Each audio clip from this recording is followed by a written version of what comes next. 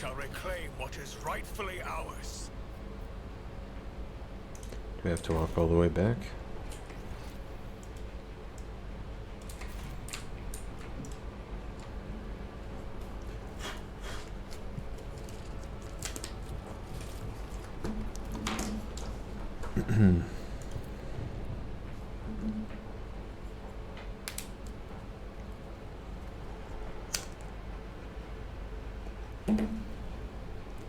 Welcome back, Lord Captain. During your absence, we assisted the ground forces by coordinating their movements from orbit. Detailed casualty and damage reports have been submitted to your pursual.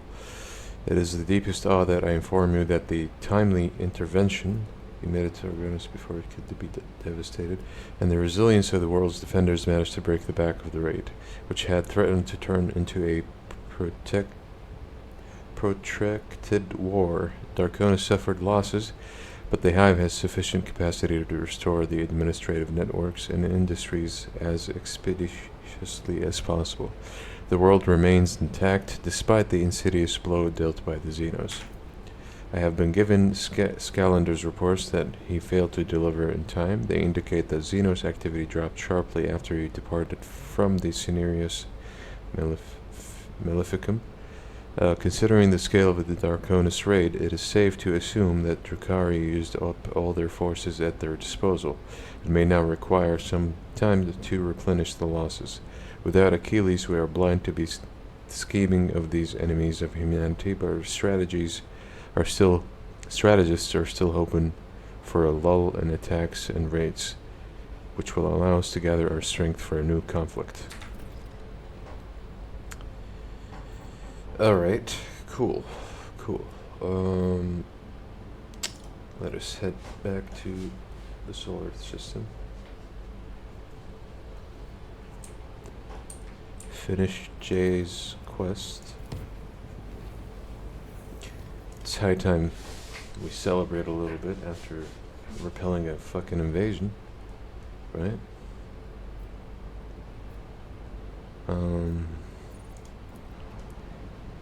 Quick save in case I don't like the outcome of, well, Shireen, if you find a spare minute on Footfall when you are not deciding our lackluster's fate, I would be delighted to see you in my Riccar in the Damascus. I'll tell Octi to set aside some decent wine in case you decide to grace our humble party with your luminous presence. It would be a pleasure to attend your party. That's kind of why I'm here anyway. The lowly regulars of the Damascus will be telling their great-grandchildren about the time they had the honor of witnessing your dazzling visit to that unworthy dive, Shireen. That is, if they live long enough to see their great-grandchildren. Oh.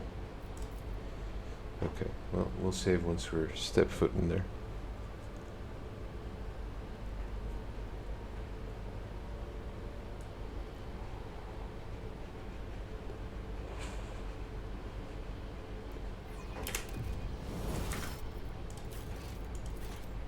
Okay. We don't really need to level for this. We'll do it after the event. Opener larders, give us all you've got, or else we'll just take it ourselves. Yeah, right. Run back to your holes, rats. If you've nothing to eat, it's not my problem.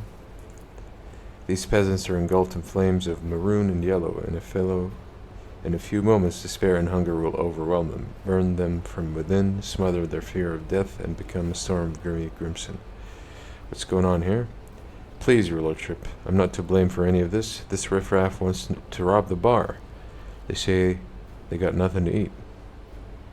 That didn't happen on my first playthrough, but I think it's because I did not give them the provisions and honor the agreement. Brandish your weapon. Hunger won't kill you if this instant, but this might stop. I will have food delivered from my ship to the shadow quarters to be handed out. There is no need for violence.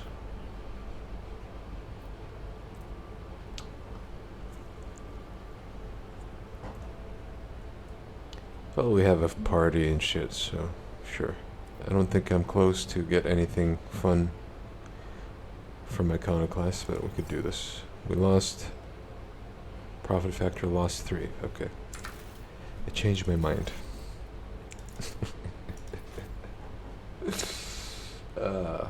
I thought I would lose provisions, not profit factors. That changes the plan entirely. 3 is quite hefty.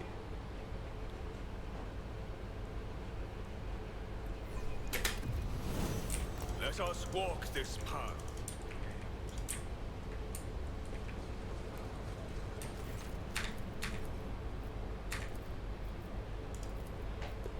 What the? We just can't catch a break. Come on, people. All we're getting here is our brains splattered. That's right. With each step, Okay. I forge my destiny among the stars. There she is. I don't think there's anything unique going on other than the party, so.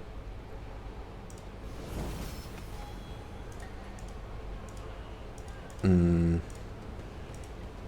do I interact with? Know your duty. Taviana, maybe?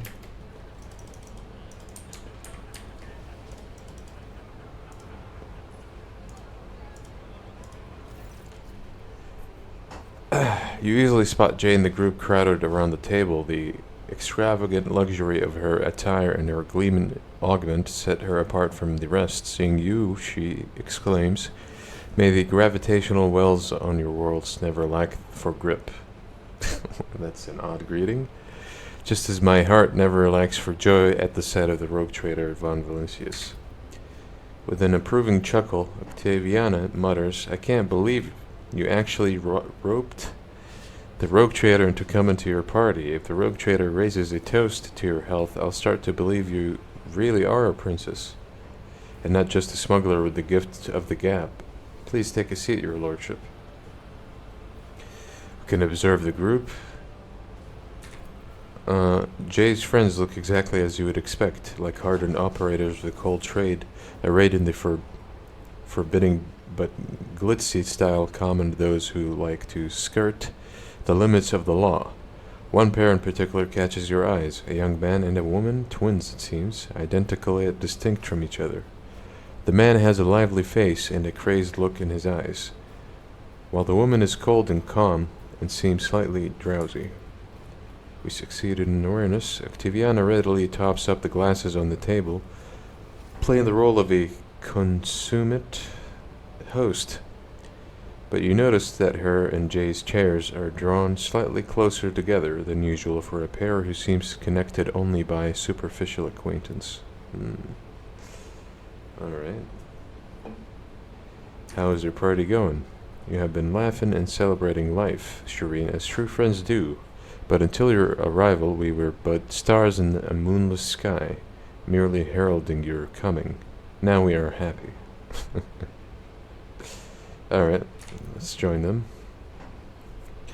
Octaviana draws out a bottle from under the table. The glass is as thick as your finger, and it is covered in wax seals. With no exaggeration, this is the finest amasec that has ever graced this bar. Jay personally acquired it, as she says, for a special occasion. It seems that you are the special occasion, your lordship. The crowd around the table falls silent, exchanging awkward looks.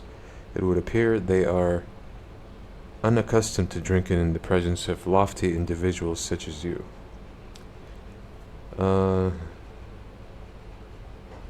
Look at the other people around the table. So these are your associates. The precious roses in the garden of my soul and the golden little bees that bring honeyed riches to my treasure house. Yes, this is my crew of cold traders.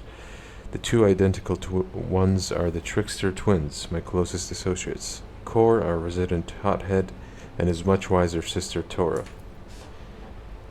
Kor replies, "Don't let her fool you, your lordship. She's only calling us a precious rose 'cause you're here. When it's just us, I'm lucky if I get even that arsehole with a gun." "'Cause you are the arsehole with the gun," Tora says, If I'd dragged you out of as many scrapes as Jay has, that's not the name I'd be using for you. I can tell you that much. Pay no attention to his. Your Lordship Core has nobody to blame but himself for that nickname. What were you guys talking about before I arrived? Business, my dear Tora, whose mind never strays from the chilly peaks of the mountains of money she's made, was telling me the latest coal trade news. Exciting times are upon us, Tora says. We're not the only ones being tested for weak spots. Palladium set on putting the Ultraquisitors out of business, and it looks like he's got Mercy's blessings to do so. The big beasts are picking off the small ones. I think things are only going to get more interesting here on out. Core says, that means it's time for us to step up and become major players, eh? I know a couple of Chignars from the Ultraquisitioners. They're dry as you like. We could tell them to cool their heels with us, and there'll be more willing at the other altars. We could take on Falco, and even blow Palladium out of the airlock too. Core, my sweet, before you go chewing Fissaline with Jegnars, you need to clear the altar and hide the pulses. If Palladium's playing all the lines, he won't touch me. But I don't want to shift the risk onto you. There's chatter about the commission. The conversation quickly turns into an impenetrable mishmash of terms from the secret argot of coal traders. Okay, let's have a drink. The assembled group bursts into approving cheers, and the bar fills with the sound of clinking glasses. The Amasek tastes extra exuberantly expensive, swooping you into a kaleidoscope of flavors. Tart floral bitterness, honeyed sweetness, and then other far more refined sensations that are nameless, owing to the small number who can afford experience to them. Bravo, Octi, this Amasek will do me very well indeed. Jay's self-satisfied reply elicits general laughter, and the tension at the table seems to loosen slightly.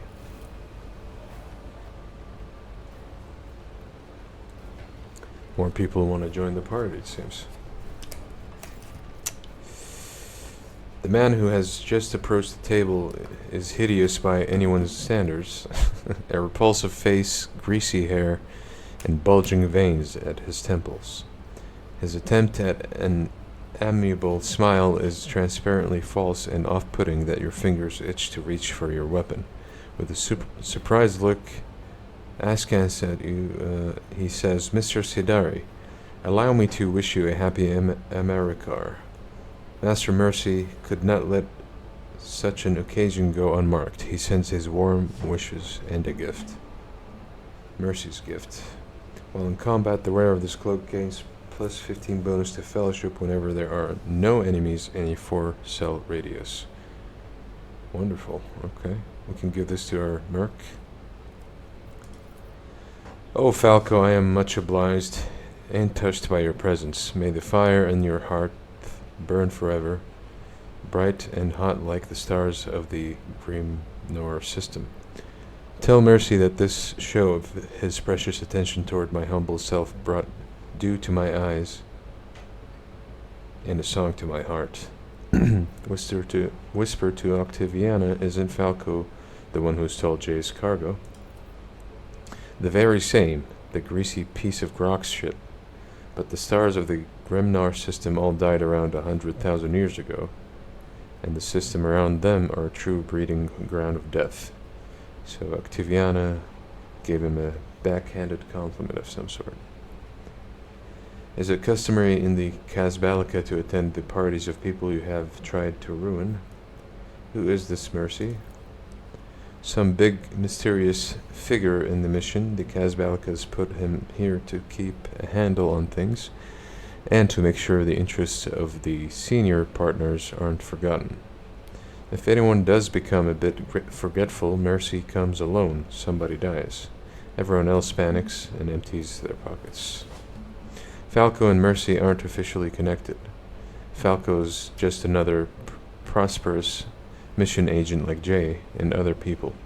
But Falco's happy to do Mercy's dirty work for him, and that's why he's preferential treatment. He gets his preferential treatment, okay. Where is your present for Jay, Falco? So the smuggler stares at you unblinkingly with his pale eyes, saying nothing. Then he rearranges his mouth into a smile remarkable in its hideousness. Of course, your lordship, and this gift is from me personally, Mistress Hidari, exotic venom blade. Okay. It's kind of cool, but we don't use Drakari weapons.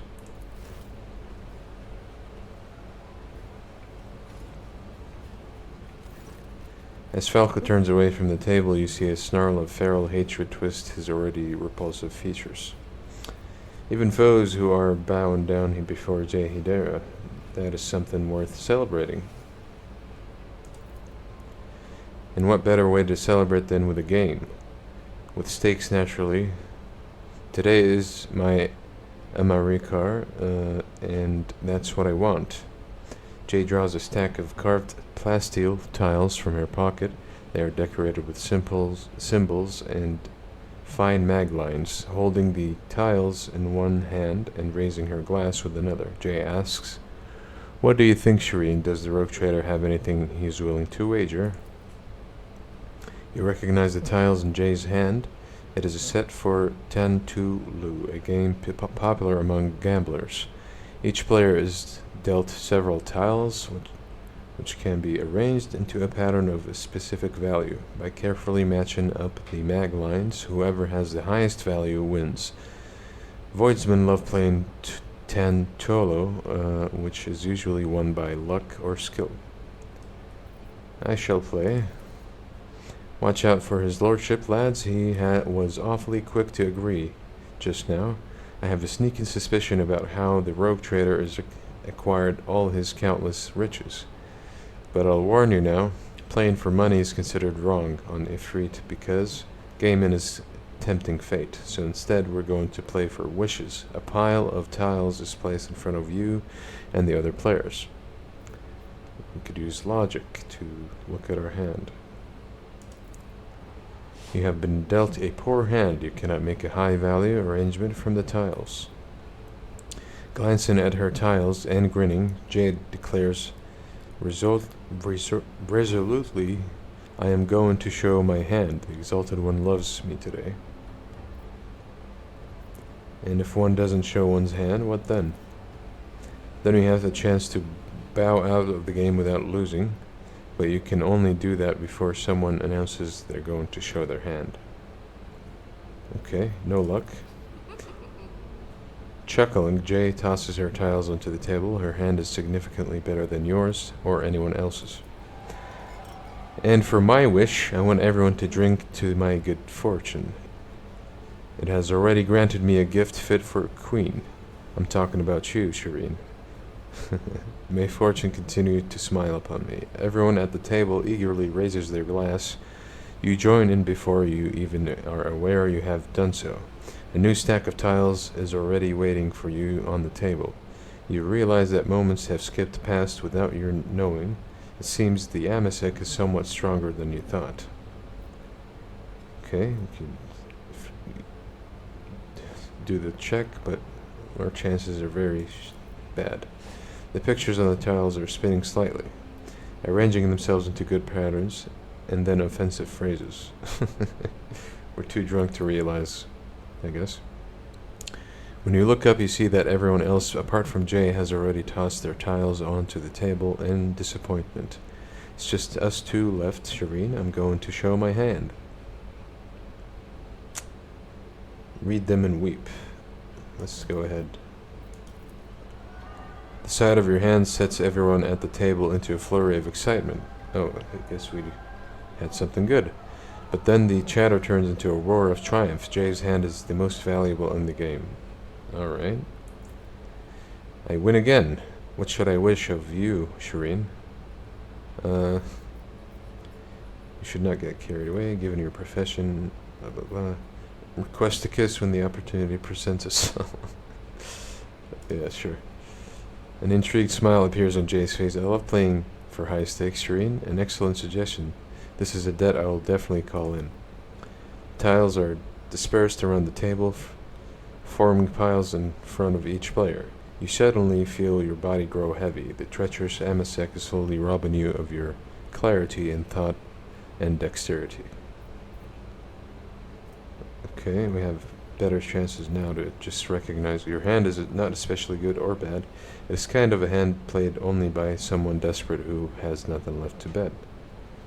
Man, that kind of sucks. Before anyone says they're showing their hand, I'm announcing condition. Seeing as it is my Amur card today, the only stake I'll play for is a dance. Okay. We could try to cheat. We failed. We want that dance, damn it. You try to carefully move an unclaimed tile toward you on the table, but you do so clumsily, and you immediately find yourself in the sight of several outraged smugglers who pretend that you were simply reaching for your goblet. But you do not kid yourself that anyone has taken you in by your act. Alright, well, fuck it. Let's play then. Glancing at your hand, Jay discards her own tiles face down. Mine are worse. Looks like you've won, Shireen. I'll be delighted to grant you a wish. And she dances on the table. I thought we'd have like a duo situation here. Okay. The light plays on Jay's dark skin and glints off the silver augmetic on her throat. Moving with the grace of a sand snake, she holds her gaze and smiles mischievously. Her dark curls fall across her face, and you see the saucy glint in her eyes through her alluring curtain of hair. This dance is called the Dance of Captive Ravinian Girl. Of the Captive Ravinian Girl. Okay. When the governor of Ifrit, Selmakan the Bright, crushed the Ravinian rebellion, the daughter of the rebel leader was brought to him, the beautiful Nyana. She danced for him, telling him of the struggle of her proud people, and they snatched a weapon from a guard's hand and aimed it at the Selimkan. But the sparks of love that had kindled between them that day stopped the Facilian from igniting in the cartridge, and both Nyana and Selimkan lived through that day, and then many more days, which they spent together.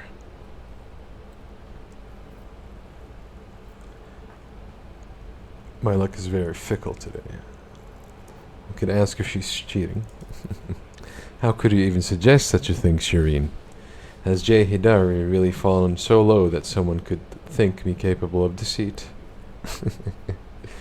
Jay brings her hand to her chest in a tragic gesture to the approving guffaws of her associates. Okay, we could stop playing, I guess. Unlike Amasek, you can always trust Amasek. It always lies. Smiling sweetly, Jay presses her goblet into your hand. Her skin seems to glow from within, and the sparks of laughter in her eyes dance like flames. To Amasek's deceit. May the deceived not live long to regret it. Or something like that. Fog swaddles your mind in appealing ideas of other ways you could amuse yourself at this party. Surrendering to the maelstrom of chaotic thoughts, you let the all-pervading merriment determine your fate. Okay, we got shit-faced. Blackout drunk.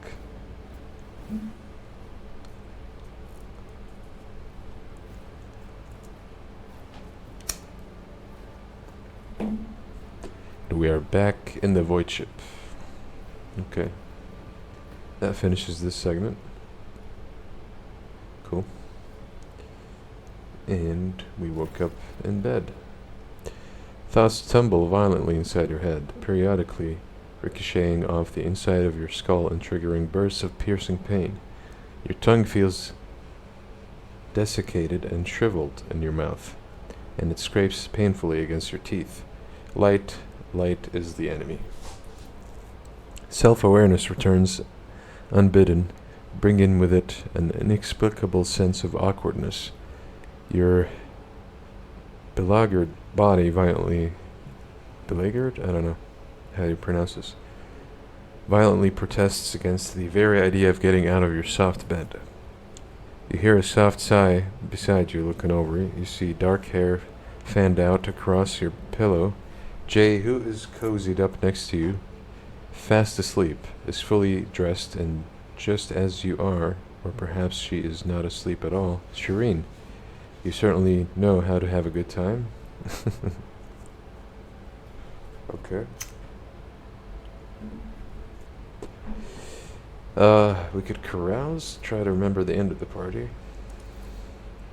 You struggle to piece together your fragmented memories of last night's carousing.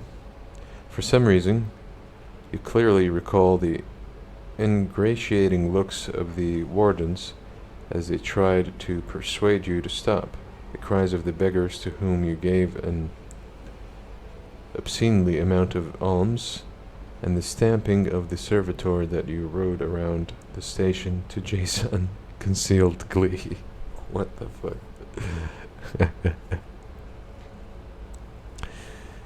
I mean, we are dogmatic, which usually means boring, I guess, but we made them a bit more fun, yeah? I'd like to balance things out between dogma and fun. How did the night end? How did you end up in my chambers? You and I, we did not fall into bed together just to sleep, did we? Let's inquire about that. Turning her remarkably fresh-looking face to you, Jay smirks. You don't remember anything at all, Shireen. Neither do I. All the better. What sweet and thrilling scenarios we can imagine to fill the gaps. Indeed. How did we end up in my chambers? I helped you get back to your quarters, and then I couldn't find the door to get out again. And you graciously gave up 35% of your body. 35% of your bed for me. Yes, I think that's the number of our haggling ended up. Okay. How did the night end? I don't remember at all. I think we shot at some people over their heads. Someone didn't offer us the required amount of respect. Then you said that a flying shuttle was easy, and that you would bet your warrant that you could get us to the ship. We also stripped a man and burnt his clothes because the sight of them offended the Exalted One. I can still smell the singed fibers now. You can smell it too, and you feel slight burn marks on your fingers. You notice one more thing. Your lips feel rough and dry, like they have been nipped over and over by another's teeth. Oh shit. We need to make ourselves presentable. I'm sorry to say you're right, Shireen. No matter how soft the bed or how pleasant the company, there is a line we must not cross, and I am perilously close to doing exactly that by getting a couple of bottles of delicious medicine for our aching heads. Okay.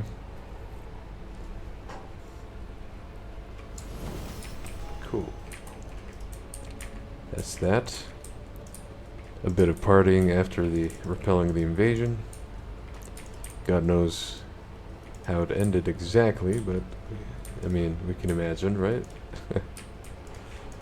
Cool. Now we're safe to finish chapter 2 by paying a visit to Kiavagama. Yeah, cool.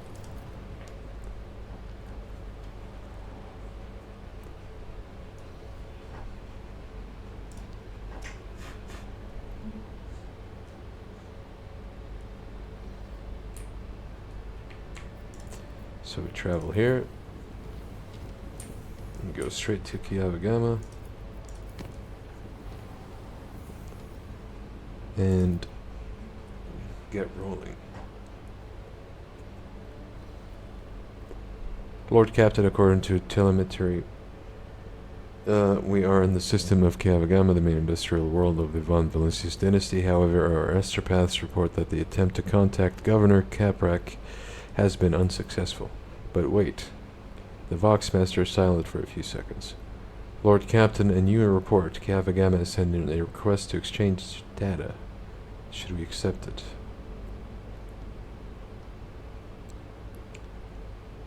Reply with our own request. As you command, Lord Captain, the Voxmaster switches to a nearby comm channel to relay your instructions to the crew. For several minutes, nothing happens. Lord Captain reporting the Manufactorum is ignoring all our requests and continues to send us its own. The longer we do not accept their messages, the stronger and more persistent the incoming signals become. I've never seen anything like. Suddenly, a deafening screech erupts from the bridge's Vox system. You hear violent tirades of garbled Benharic codes like the low chuckles of machinery. Lord Captain, interference in the compartment's Vox system. Looks like the bridge is cut off from the rest of the void ship. The void ship bridge sounds of working cogitators and officer footsteps. The everyday scene is interrupted by an ear-splitting beeping sound, followed by lumens going out. In the dim glow of candles and emergency lights, one of the officers in frame cries out. Another falls to her knees, clutching her head. Over the beeping of voxes, shouts can only just be heard. What's going on? The doors are locked. We've lost contact with all the compartments. One of the bridge officers turns to the throne. Lord Captain, the Vox stations are malfunctioning and overloading the system. None of our ongoing transmissions are getting through. The incoming ones that do make it are distorted beyond interpretation. The Lord Captain gives an order, decipher the incoming Vox messages, continues sending orders from the bridge, and requests status updates from the other compartments. Let's decipher the transmission. Proceed. A team of decryption experts gets to work. Data tethers are inserted into the sockets as they connect to the cogitators. One of the Vox clerics leans over the console. Another is writing something on a piece of parchment. But then she bursts into a maniacal laughter and stabs herself in the eye with a steel quill. Another scream. A tech priest who was mid-prayer tears himself to pieces with his own Macandriites. More and more lunatics are mutilating themselves and lunging at others. My tech priests are going insane. Portion of pick recording damaged after contact with unknown object. An enforcer shoves a rabid servitor away from the Lord Captain as he rushes to help the crew, shouting out orders. Executes one of the lunatics and roars a series of orders to the rest. Okay.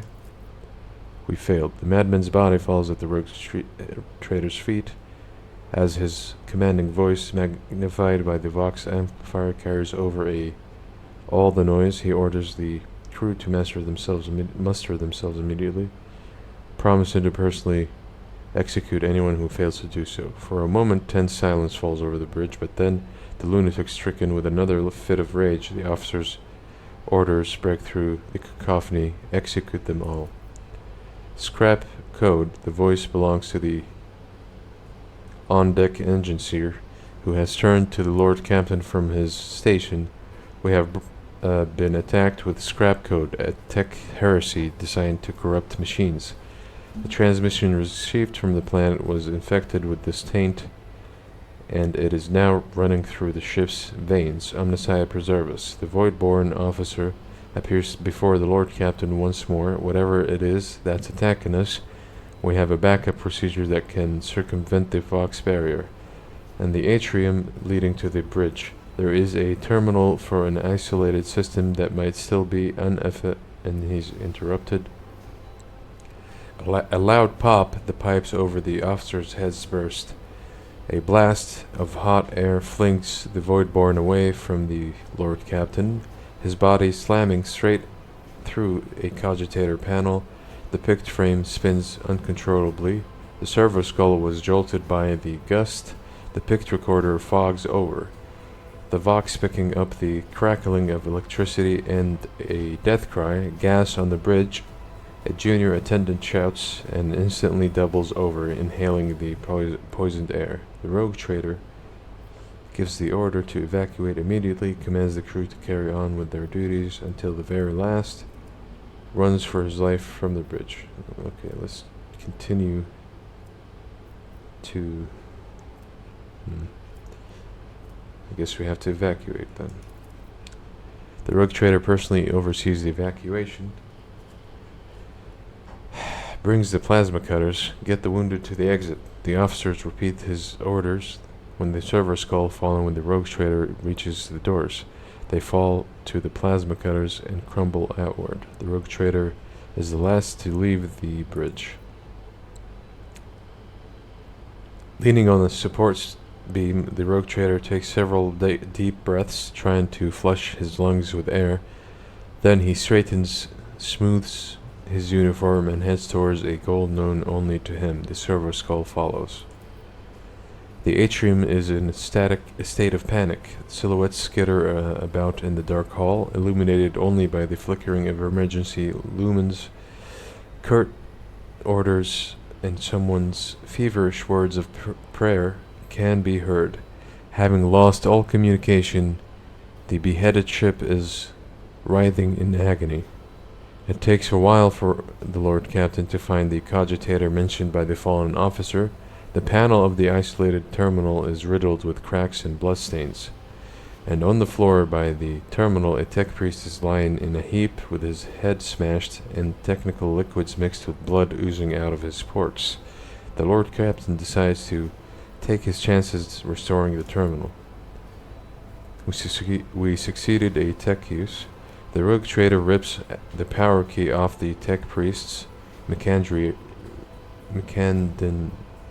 right, and opens the cover on the terminal. Sparks fly into his face, but he is confident in his manipulation of the tangled wires and clanging levers.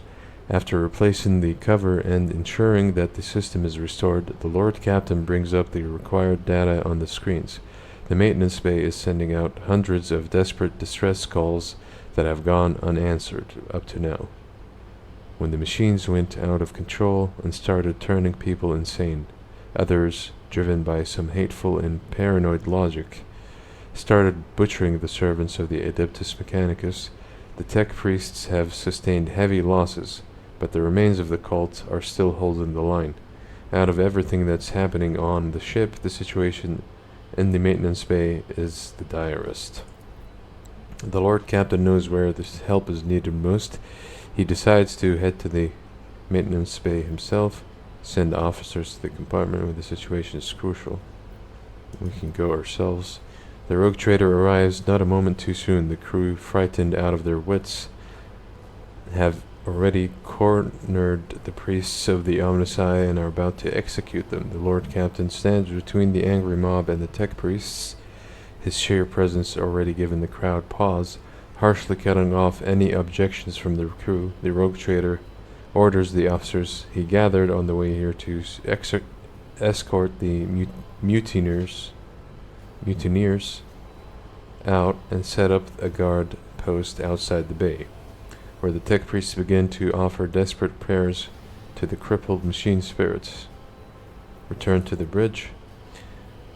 The walk to the bridge is uneventful. The crisis has passed. Although wounded and crippled, the ship nevertheless is returning to its normal operation.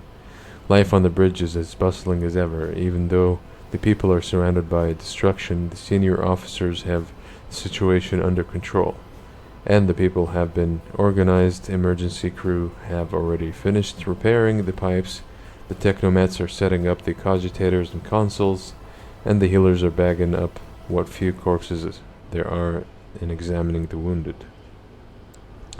By the comm station, the rogue trader runs into the Voxmaster. Praise the Emperor, you're in one piece, Lord Captain. The situation on board is satisfactory. I was just in the middle of setting up comm channels. Soon all the Voxcasters will be fully operational. Another man appears in the picked frame, a junior officer, completely out of breath, carrying a heap of scrolls. The Voxmaster nods at him. Ah, Here are the reports, Lord Captain. If you find yourself able to return to your station, I can immediately give you a rundown of the state of the affairs of the ship. Okay. Lord Captain, the Voxmaster's voice is quivering with exhaustion. The situation has been brought under control. More or less, it will take some time to eliminate the consequences of the attack completely, but the vessel is capable of motion. We may even be able to conduct a warp jump if you feel we should leave the system. Allow me to bring you up to date. Fortunately, the bridge suffered minor losses. The reports mention only a few casualties that have already been replaced. Kiavagamo went silent after transmitting the harmful signal. I will refrain from sending inquiries to the industrial world to avoid a second attack. I'm afraid we have exhausted our options for remote analysis. More information can only be obtained by closing the distance or even sending an away party to the planet's surface. The Vox clicks as Heinrichs joins the channel. The time has come to remind you about our agreement, Magnus. I must be present in your entourage during your expedition to Kiavagama. I am counting on your cooperation. The crew is awaiting further instruction, Lord Captain. Well, that was a lengthy bit. We have like 20 minutes, so I think I'm just gonna scan the planets, do the void ship, land, save, and call it a day for now. We have done a lot today. We've been streaming for 6 hours. So, yeah. Let's do this event also. This dwarf planet is marked on the Von Valencia's Protectorate charts as Atoll. Serves as a backup source of water for the habitable worlds of neighboring systems. Due to the abundance of bacteria proliferating in the Atli hydrosphere, the extraction of ice was stopped half a century ago. But much to your officer's surprise, the ogres detected an unidentified mining rig deep underground. Presumably, the excavation is aimed at extracting clay minerals near the planet's core, enriched with iron and other metals. Could send a scouting party, contact the people there. Let's do that. The extractum turns out to be Incendia Corda's latest investment, whose demesne is located just within a few jumps from the Cranach system.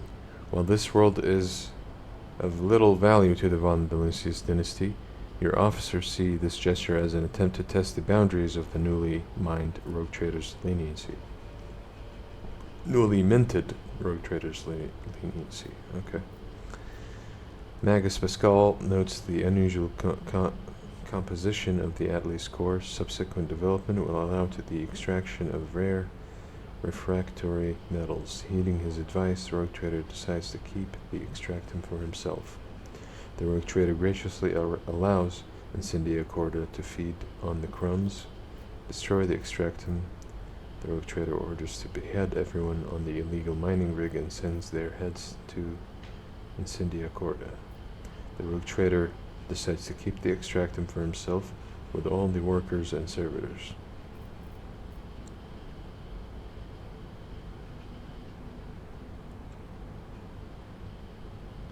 Okay, we'll go with that. Your people easily assume control as the frightened workers and the token security crew do not even attempt to resist. The extractum's machines are restarted shortly after. The massed containers filled with precious ore are delivered to your flagship's cargo hold. Okay. 3 plant steel, I'm not going to bother with that. We got a free extractum. And, yeah, cool. Let's do the void ship combat thing.